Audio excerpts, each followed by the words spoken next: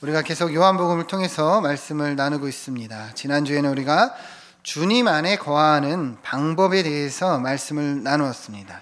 예수님은 나는 포도나무요 너희는 가지라, 그가 내 안에 내가 그 안에 거하면 사람이 열매를 많이 맺을 수 있다 말씀하셨습니다. 우리가 누구 안에 있습니까? 네, 주님 안에 있어요. 주님이 또한 우리 안에 거하십니다. 이게 이미 우리에게 이루어진 일이에요. 여러분 그것을 믿으십니까? 주님이 내 안에 거하십니까? 주님이 내 안에 거하세요? 우리도 주님 안에 거해야 한다는 거예요. 자, 그러면 어떻게 우리에게 허락된 이 축복을 누릴 수 있는가? 우리가 두 가지를 보았어요. 첫 번째는 우리 한번 따라해 봅시다. 주님의 말씀 안에 거하는 것이다.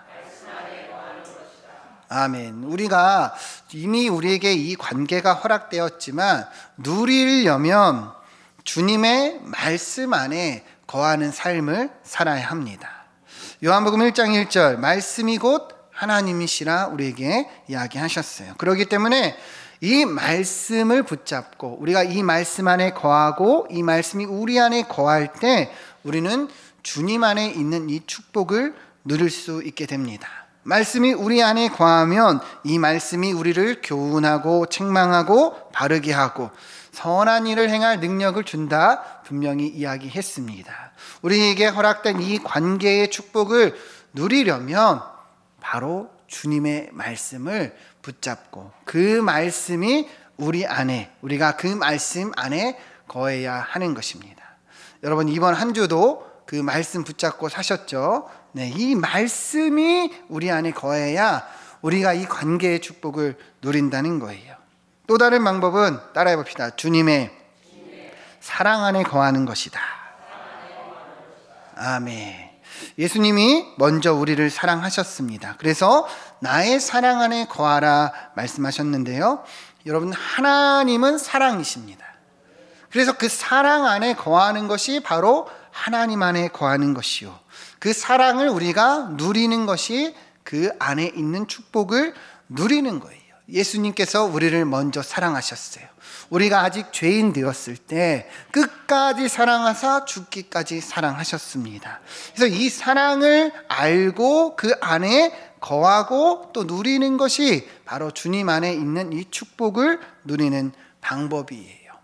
여러분 우리의 신앙생활이 영적으로 다운되고 애마르고 지쳐가는 것은 사실 다른 것에서 이유가 있는 것이 아니라 우리가 자꾸만 하나님의 사랑 안에 거하지 않기 때문이에요. 예전에 내가 그랬지, 주님을 만났을 때 그 첫사랑 가운데 뜨거웠지 라고 과거로 자꾸 밀어버리기 때문이에요. 그러나 하나님은 여러분들을 지금 현재 진행형으로 사랑하십니다. 여러분 믿으시죠?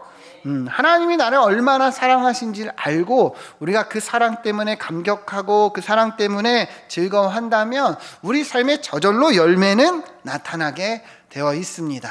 여러분 주님의 말씀 안에 거하고 그 사랑 안에 거하기를 축원드립니다.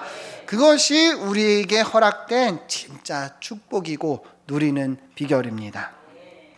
오늘 말씀은 우리가 또 다른 이 세상과의 관계에 대해서 주님께서 말씀하시는 것을 나누어 보고자 합니다. 우리 18절 19절 말씀을 한번 읽어보겠습니다. 시작. 세상이 너희를 미워하면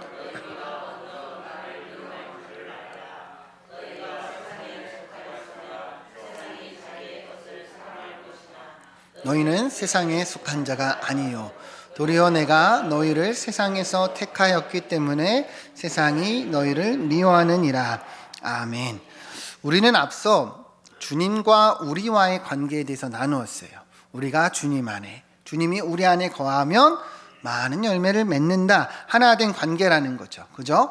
그런데 이어지는 말씀을 보면 예수님께서 이제는 세상과 우리와의 관계에 대해서 이야기를 하는 거예요. 세상과 우리와의 관계, 어떤 관계냐? 18절 19절을 다시 보면 예수님께서는 세상이 너희를 미워하면 너희보다 먼저 나를 미워한 줄을 알라 말씀하십니다. 19절 한번 띄워주시면 너희가 세상에 속하였으면 세상이 자기의 것을 사랑하시는 사랑할 것이나 너희는 세상에 속한 자가 아니요 도리어 내가 너희를 세상에서 택하였기 때문에 그 다음 뭐라고 얘기합니까? 세상이 너희를 미워하느니라. 세상이 너희를 뭐 한다고요? 미워한다. 이것이 세상과 우리와의 관계라는 거예요. 세상이 우리를 미워하고 적대시한다는 거예요. 여러분 한번 그러면 그렇게 생각을 한번 해보면 좋겠어요. 정말 그런가? 예수님 시대뿐만 아니라 어때요? 지금 우리가 사는 시대도 여전히 세상은 교회를 미워합니까? 안 미워합니까? 미워해요? 안 미워해요? 여러분 느끼시나요? 주님의 말씀처럼 여전히 세상은 교회를 미워합니다. 근래에 TV나 어떤 뉴스를 봐도 교회에 대한 부정적인 소식들, 안 좋은 뉴스들은 수없이 올라오고 있어요. 아마 어렵지 않게 다 보시고 느끼셨을 겁니다. 그리고 이러한 어떤 시대적인 흐름은 점점 더 심각해지는 것을 느낄 수가 있습니다. 자꾸만 세상은 교회를 더 비난하고 부정적으로 계속 그렇게 인식을 해가는 것이죠. 그런데 우리가 먼저 오늘 이 시간 고민해야 볼 것은 오늘날 우리 한국교회와 기독교가 이처럼 세상으로부터 지탄을 받고 미움을 받는 이유가 정말 예수님이 말씀하시는 그 이유 때문인가? 우리가 그리스도인이기 때문에, 우리가 복음 때문에 욕을 먹는가? 아니면 우리의 이 모습이 한심스러운 수준이 돼서 욕을 먹는가? 사실 후자죠, 그죠? 교회의 수준이 어때요? 이 윤리적인 수준이 너무도 낮고 너무도 타락했기 때문에 욕을 먹는 경우가 많이 있습니다. 교회의 정치와 운영이요, 세상의 상식보다 못할 때가 너무 많이 있다는 거죠. 그러니까 자꾸만 이것이 이슈화되고 욕을 먹는 거예요. 요 몇 년만 해도 아마 다 아실 거예요. 전병욱 목사라는 분이 성범죄 사건을 저질렀습니다. 여러분 대부분 알고 계시죠? 얼마나 한국 사회가 시끄러웠는지 모릅니다. 여러분 상식적으로 이처럼 중한 죄를 저질렀으면 어떤 처벌을 하는 것이 맞습니까? 목사직을 그만두게 하고, 그죠? 면직을 하는 것이 맞아요. 처벌하는 것이 분명합니다. 그런데 이분이 속한 이 노회에서는 제대로 징계를 하지 않았어요. 여전히 그분은 다른 곳에서 목회를 하고 있습니다. 오히려 이 노회에서 뭐라고 얘기하냐면, 예수님도 가늠한 여인을 용서해 주지 않았냐, 우리도 용서해야 된다, 이렇게 주장을 합니다. 여러분 어떠세요? 용서해야 됩니까? 안 해야 됩니까? 네, 용서해야 되죠, 그죠? 용서는 해야 돼요. 그러나 책임은 져야 되는 거예요. 용서는 하되 그에 대한 처벌은 받는 것이 분명한 거예요. 그래서 예수님이 십자가에 달려 죽으신 거예요. 그 책임을, 우리에 대한 책임을 담당하신 거죠. 여러분 그럼 왜 이처럼 노예가 처벌하지 않았는가? 어쩌면 어떤 분들은 정말 죄가 분명하지 않기 때문에 그런 거 아니냐 생각할 수도 있지만 그렇지가 않아요. 오히려 세상의 법정에서는 분명하게 유죄를 선포했습니다. 그러나 노예는 어때요? 처벌하지 않았다는 거예요. 여러분 왜 처벌하지 않았을까요? 이유는 간단해요. 자기 식구 감싸기예요. 내 사람들이니까, 똑같은 사람들이니까 서로 돌봐주고 감싸주고 이에 대해서 처벌하지 않은 거예요. 여러분 지금 이게 우리 한국교회의 수준이에요. 가장 깨끗하고 가장 거룩하고 공의로워야 하는 노예가 이처럼 변질된 거예요. 그러니 어때요? 세상도 알고 비난하는 겁니다. 교회는 왜 저런가? 기독교가 왜 저런가? 비난하는 거예요. 여러분 우리가 먼저 이러한 우리 교회의 수준을 우리가 직면해야 할 줄 믿습니다. 이게 지금 우리 현실이라는 거예요. 얼마 전에 또 한 사건이 있었어요. TV를 보신 분들은 아시겠지만 이 명성교회라는 곳에서 세습 문제가 일어났어요. 여러분 명성교회는 등록 교인만 10만 명이 된다고 합니다. 10만 명이면 얼마나 많은 거예요, 그죠? 그렇게 정말 대한민국 최고의 크기를 자랑하는 큰 교회에서 어떤 일을 행했냐면 세습 문제를 이제 일으켰어요. 이 명성교회가 속한 이 통합측 교단은 법으로 세습을 막아놨어요. 법으로 세습을 막아놨어요. 그 은퇴하는 목사의 아들은 담임 목사가 될 수 없다고 법으로 제정한 거예요. 왜 제정을 했을까요? 자꾸만 이 세습이 문제가 되기 때문이죠. 그런데 이 명성교회에서 어떻게 이 세습을 강행했느냐? 법으로 보면 은퇴하는 목사의 아들은 담임 목사가 될 수 없다, 이렇게 기록되어 있어요. 그러니까 우리는 은퇴한 목사다. 은퇴하는 목사가 아니라 은퇴한 목사이기 때문에 가능하다, 이렇게 해서 강행을 한 거예요. 여러분, 사실 말이 됩니까? 안 됩니까? 말이 안 되죠. 말장난하는 거죠. 그죠? 근데 이처럼 어처구니 없는 그런 행동을 교회에서 한 거예요. 그리고 그 아들 김하나 목사를 담임 목사로 추대합니다. 이것 때문에 얼마나 교단이 시끄러워지고 한국 사회가 시끄러워지고 TV 뉴스에까지 나왔어요. 그런데요, 여러분, 이 명성교회가 그 크기만큼 얼마나 많은 힘과 영향력을 가지고 있는지 아무도 손을 못 대요. 결국에 이 통합적 교단 법이 바뀌어요. 어떻게 바뀌느냐? 5년 지나면 아들도 담임 목사 될 수 있다. 이에 대해서 아무도 이의를 제기할 수 없다. 땅 이렇게 정해버렸어요. 무슨 말이에요? 이 명성교회의 손을 들어준 거죠. 길을 열어준 거예요. 목회자로서 하나의 성도로서 참 얼마나 비통한지 모르겠습니다. 왜 비통한가? 세상의 상식보다도 못한 것이 지금 우리 교회의 모습이라는 거예요. 여러분, 제가 얘기하는 것은요, 어떤 교단이 그랬다, 어떤 교회가 그랬다, 어떤 노예가 그랬다 얘기하는 것이 아니에요. 지금 이 모습이 우리 한국교회의 모습이라는 거예요. 여러분과 제가 속한 교회의 모습이에요. 그러니 어때요? 비난하고 욕을 먹고 있는 거예요. 세상이 한심스러워하고 걱정하는 거예요. 베드로전서 2장 19절 20절 한번 읽어보겠습니다. 시작. 부당하게 고난을 받아도 하나님을 생각함으로 슬픔을 참으면 이는 아름다우나 죄가 있어 매를 맞고 참으면 무슨 칭찬이 있으리요?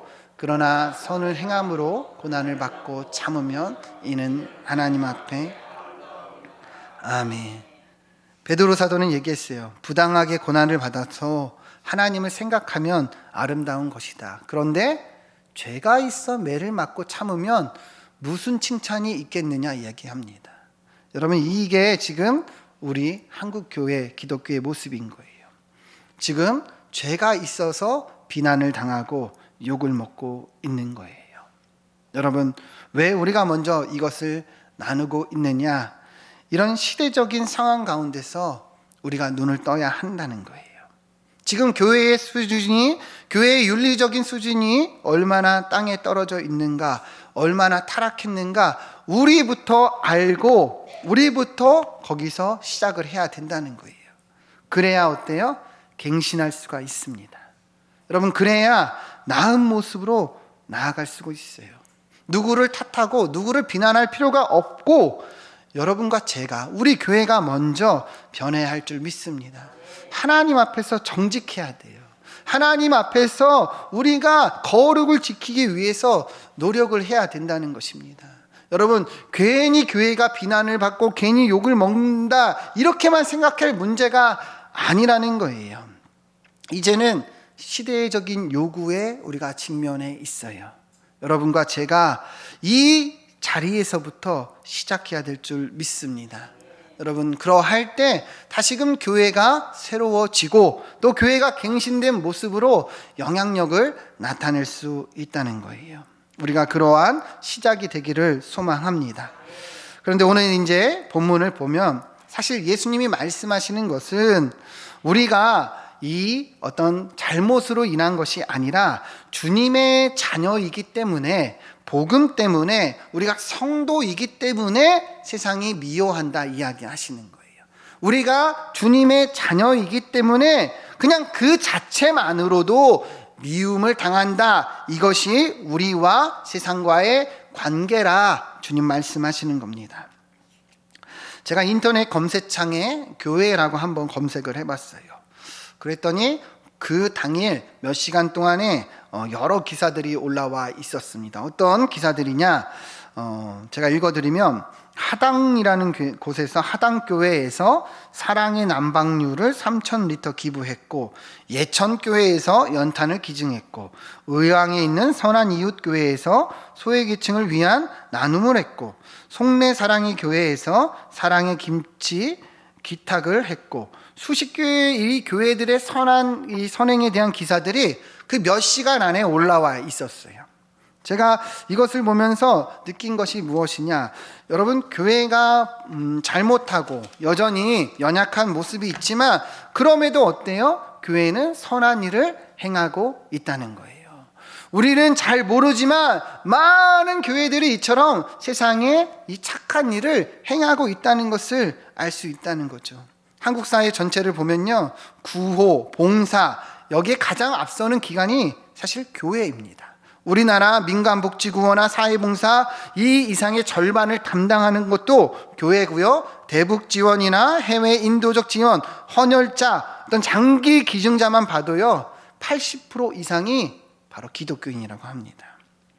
여러분, 교회가 선한 일을 합니까? 안 합니까? 성도들이 이렇게 착한 일을 해요? 안 해요? 해요. 그러나 세상은 어때요? 이에 관심이 없습니다. 그 당일 몇 시간 동안만 해도 그렇게 선한 기사들이 많이 올라오지만 그런 거는 뉴스나 매스컴에 안 나와요. 왜 그럴까요? 그것은 세상의 관심이 아니기 때문이에요. 여러분, 세상의 관심은요, 결국에 교회의 연약함, 부족함이에요. 그것을 지탄하고 비난하고자 하는 것입니다. 이것이 바로 예수님께서 말씀하시는 거예요. 세상이 너희를 미워한다. 다시 말하면 아무리 우리가 선한 일을 하고 착한 일을 해도 세상은 우리를 미워한다는 겁니다. 그래서 요한일서 3장 13절을 보면 이렇게 얘기합니다. 같이 한번 읽어보겠습니다. 시작. 형제들아, 세상이 너희를 미워하여도 이상히 여기지 말라. 아멘. 세상이 너희를 미워해도 이상히 여기지 말라. 여러분, 이 말이 뭐예요? 세상이 너희를 미워하는 게 이상한 것이 아니라 뭐예요? 당연한 것이다. 예수님은요, 세상과 우리와의 관계가 어떠한 관계인지 분명하게 얘기를 하신 거예요. 세상이 너희를 뭐 한다고요? 미워하리라. 세상이 너희를 미워한다는 거예요. 이것을 뭐예요? 알고 있으라 이야기하시는 거예요. 오늘 본문을 보면요, 세상이 너희를 미워하는 이유가 몇 가지 나옵니다. 19절 말씀을 보시면 너희가 세상에 속하였으면 세상이 자기의 것을 사랑할 것이나 너희는 뭐라고 얘기합니까? 세상에 속한 자가 아니라 주님이 택한 자라고 얘기합니다. 우리의 소속이 어디예요? 하늘에 있다는 거죠. 빌립보서 3장 20절 말씀을 같이 한번 읽어보겠습니다. 시작. 그러나 우리의 시민권은 하늘에 있는 자라. 거기로부터 구원하는 자 곧 주 예수 그리스도를 기다리노니. 아멘. 여러분, 우리의 시민권이 어디에 있어요? 하늘에 있어요. 그럼 우리가 어디에 속한 자입니까? 하늘에 속한 자의 주님에게 속한 자예요. 그렇기 때문에 세상이 너희를 미워한다는 거예요. 왜 그렇습니까? 우리와 소속이 다르기 때문이에요. 본질이 다르기 때문이에요. 여러분, 물과 기름이 함께 있어도 섞여요, 안 섞여요? 안 섞여요. 구분되는 것처럼 세상도 아는 거예요. 우리는 하늘에 속한 자들이기 때문에 저들이 미워한다는 거죠. 또 두 번째 이유를 보면 18절을 보시면 세상이 너희를 미워하면 너희보다 나를 먼저 미워한 줄을 알라 말씀합니다. 세상이요, 먼저 예수님을 미워했습니다. 왜 예수님을 미워했습니까? 예수님께서 이 땅에 빛으로 오셨기 때문이에요. 이 땅에 빛으로 오니 세상은 뭐예요? 어둠입니다. 그러니 당연히 어둠은 빛을 미워합니다. 왜 그렇습니까? 어둠이 물러나면 자기의 행실이 드러나기 때문이에요. 자기의 죄가 나타나고 악한 행위가 드러나기 때문이죠. 요한복음 3장 19절 20절을 보면 그 정죄는 이것이니 빛이 세상에 왔으되 사람들이 자기 행위가 뭐예요? 악함으로 빛보다 어둠을 더 사랑했다. 20절을 보면 악을 행하는 자마다 빛을 미워하여 빛으로 오지 아니하나니 이는 그 행위가 드러날까 함이라 말합니다. 사람들은 빛을 싫어합니다. 왜 그렇습니까? 어둠이 자기 행위를 덮어주기 때문이에요. 빛이 오면 그 행위가 드러나기 때문에 먼저 예수님을 미워한 것을 이야기합니다. 그러니 우리가 누구에게 속했어요? 예수님께 속했어요. 우리가 세상으로부터 구분되는 삶을 삽니다. 그러니 세상이 너희를 미워한다는 거예요.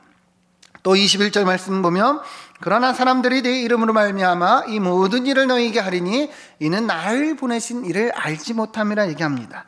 세상이 우리를 미워하는 이유는 하나님을 알지 못하기 때문이에요. 하나님을 알지 못하니 우리를 이상히 봅니다. 왜 저렇게 사는가 이상히 봅니다. 하나님을 알지 못하니 어때요? 우리를 미워하는 거예요. 그러니 예수님도 십자가에 못 박은 자들이 저들이라는 거예요.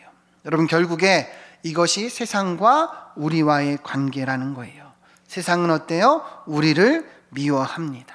우리가 주님께 속하고 세상은 주님을 알지 못하기에 우리를 미워한다는 거예요.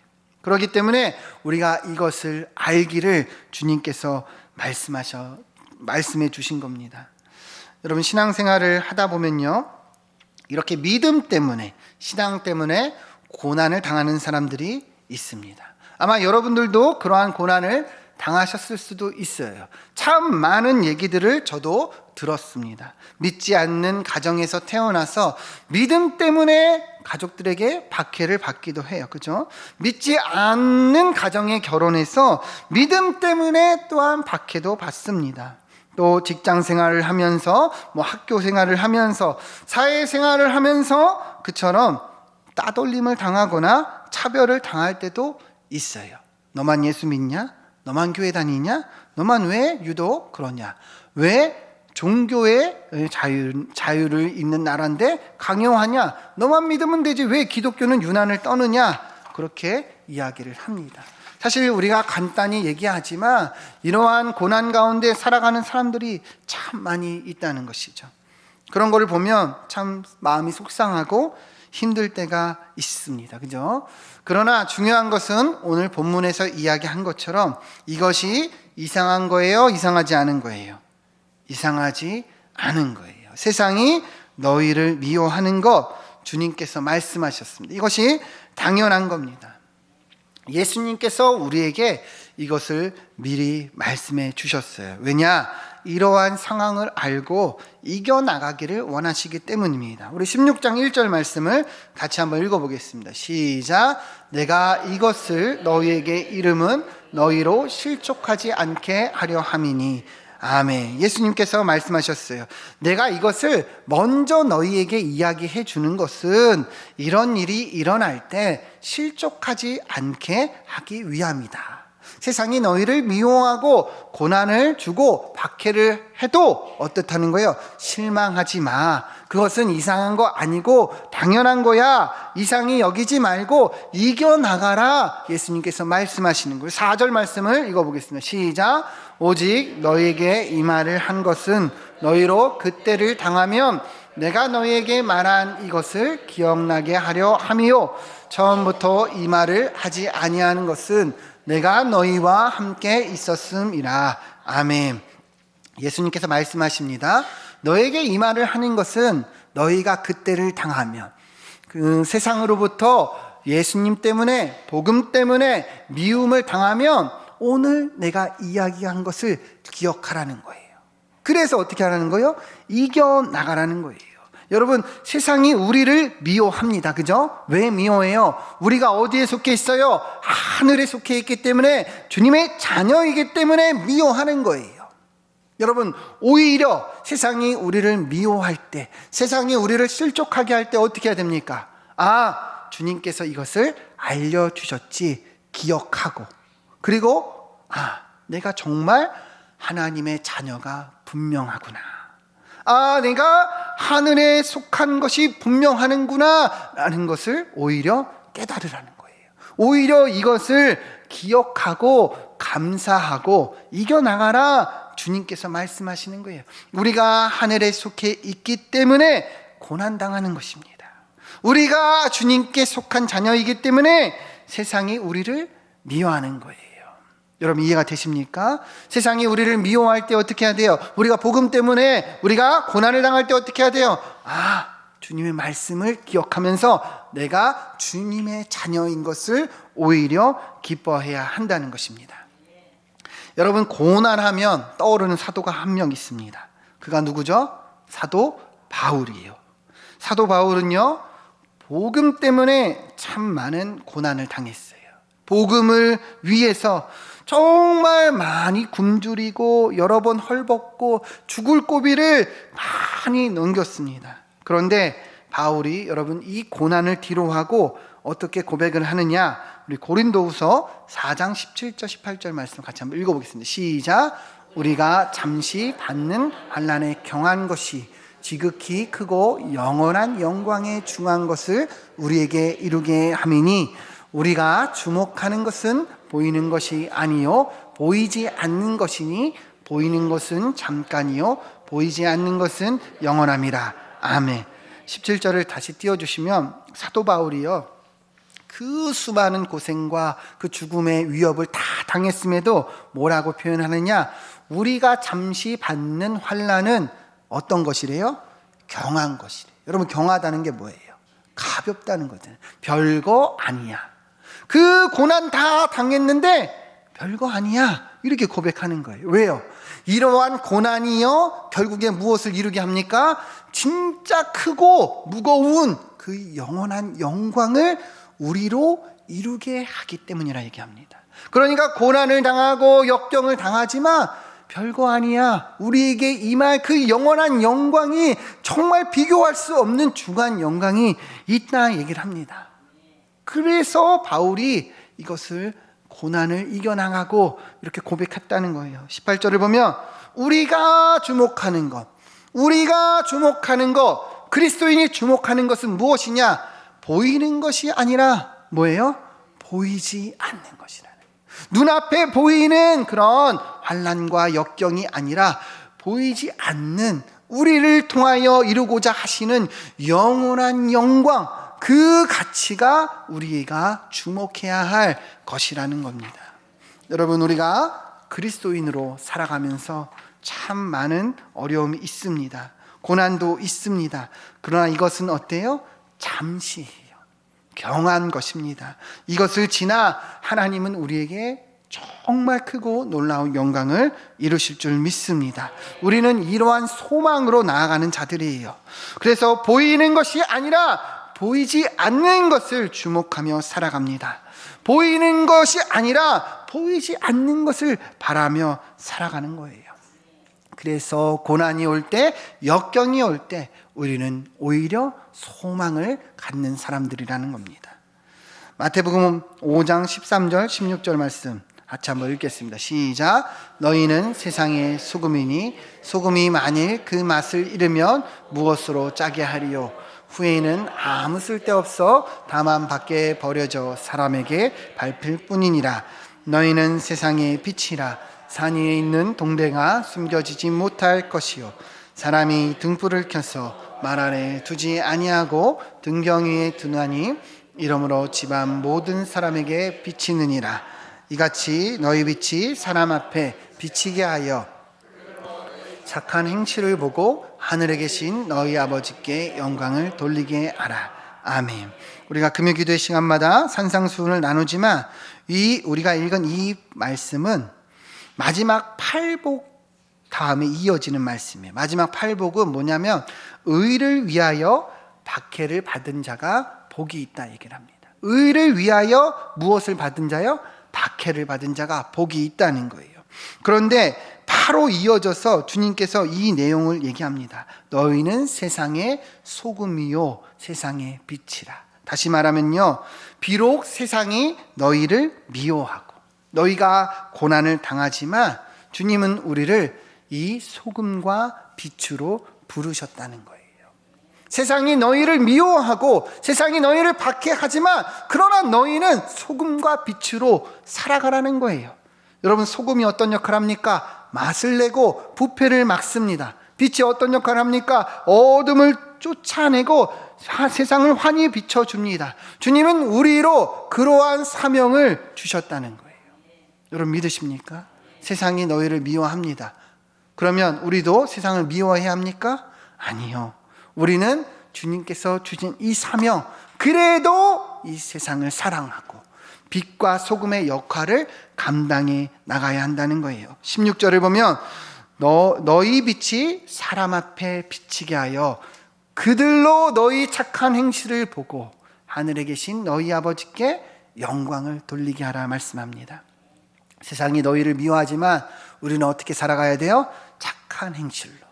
우리가 아까 보았던 그 기사들처럼 여전히 어려운 사람들을 돕고 여전히 그 힘든 자들을 돕고 살아가라는 거예요. 그것을 누가 알아주던 알아주지 않던 그렇게 착한 일을 할 때 그것이 하나님께 영광이 된다는 것을 분명하게 말씀하고 있습니다. 여러분, 이것이 주님이 우리를 부르신 이유요, 우리 삶의 이유요, 사명인 줄 믿습니다. 사랑하는 여러분, 한국교회가 많이 타락하고 이 세상의 지탄의 대상이 되었습니다. 세상은 우리를 미워하고 박해합니다. 그러나 끝까지 우리는 이 선을 행해야 할 줄 믿습니다. 우리는 영원한 영광을 구하고 보이지 않는 것을 주목하며 사는 자들입니다. 우리가 이 땅에서 소금과 빛으로 살아갈 때 우리의 착한 행실이 주님께 영광을 나타내게 하고 주님이 이 영광 받으시고 또 우리를 통하여 이 세상에 다시금 교회의 모습이 새로워지고 세워질 줄 믿습니다. 함께 기도하겠습니다.